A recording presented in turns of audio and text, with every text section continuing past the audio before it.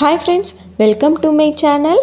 நம்ம இன்றைக்கி என்ன பார்க்க போகிறோன்னா, சேப்பக்கிழங்க போட்டு காரக்குழம்பு தான் எப்படி செய்கிறதுன்னு பார்க்க போகிறோம். வாங்க எப்படி செய்யலான்னு பார்க்கலாம்.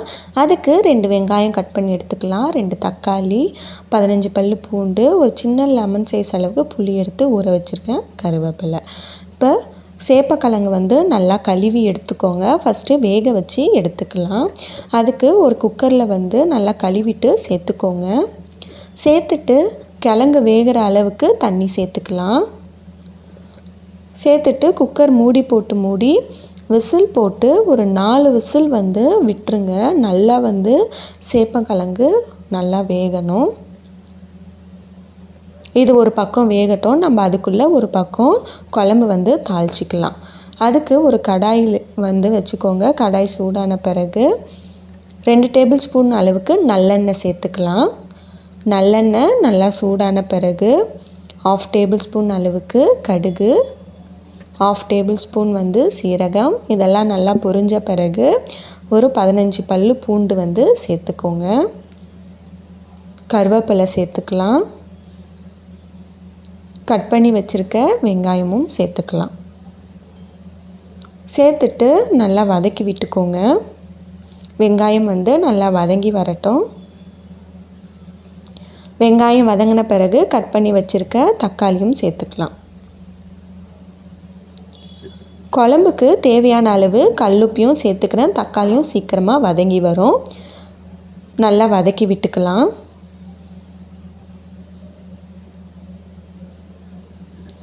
தக்காளி நல்லா வதங்கின பிறகு 1/4 டேபிள் ஸ்பூன் அளவுக்கு மஞ்சத்தூள் சேர்த்துக்கோங்க.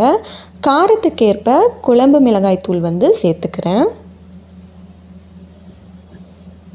சேர்த்துட்டு 2 நிமிஷம் நல்லா எண்ணெயிலேயே வதக்கி விடலாம். மசாலாவோட பச்சை வாசனைலாம் நல்லா போகட்டும்.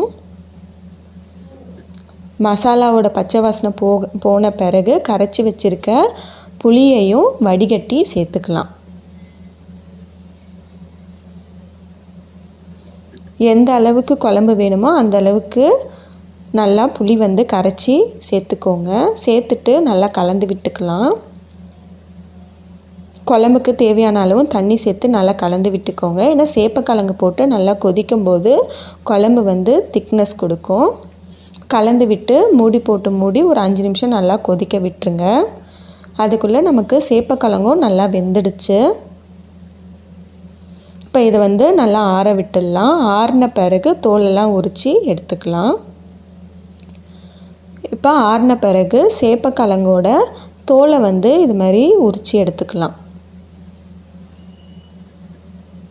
இதேமாரி தோலை உரிச்சிட்டு காமிக்கிறேன் உங்களுக்கு.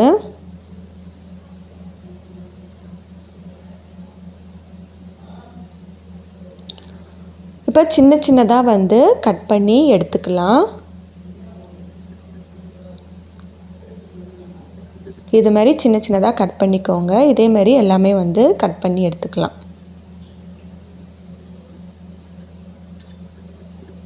இப்போ கட் பண்ணி எடுத்தாச்சு. குழம்பும் நமக்கு நல்லா கொதிச்சு வந்துடுச்சு. புளியோட பச்சை வாசனைலாம் நல்லா போயிடுச்சு. குழம்பு உங்களுக்கு பார்க்குறதுக்கு இப்போ தண்ணி மாதிரி தான் இருக்கும். இப்போ சேப்பக்கிழங்க சேர்த்துக்கோங்க. சேர்த்துட்டு நல்லா கலந்து விட்டு 3லேருந்து 5 நிமிஷம் வரைக்கும் மீடியம் ஃப்ளேமில் வச்சு நல்லா கொதிக்க விட்டுடுங்க. குழம்பு நல்லா உங்களுக்கு திக்னஸ் ஆகி சூப்பராக நமக்கு வரும். இப்போ மூடி போட்டு மூடிக்கலாம். இது நல்லா கொதி வரட்டும்.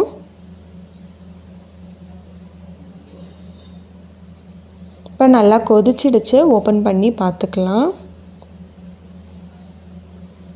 பாருங்கள், நமக்கு குழம்பு நல்லா திக்னஸ் கொடுத்து சூப்பராக ரெடி ஆயிடுச்சு. உங்களுக்கு இன்னுமே குழம்பு திக்னஸ் கொடுக்கும். சுவையான சேப்பக்கிழங்கு போட்ட காரக்குழம்பு ரெடி ஆயிடுச்சு. இது சூடான சாதத்தோட ஊற்றி சர்வ் பண்ணுங்கள்.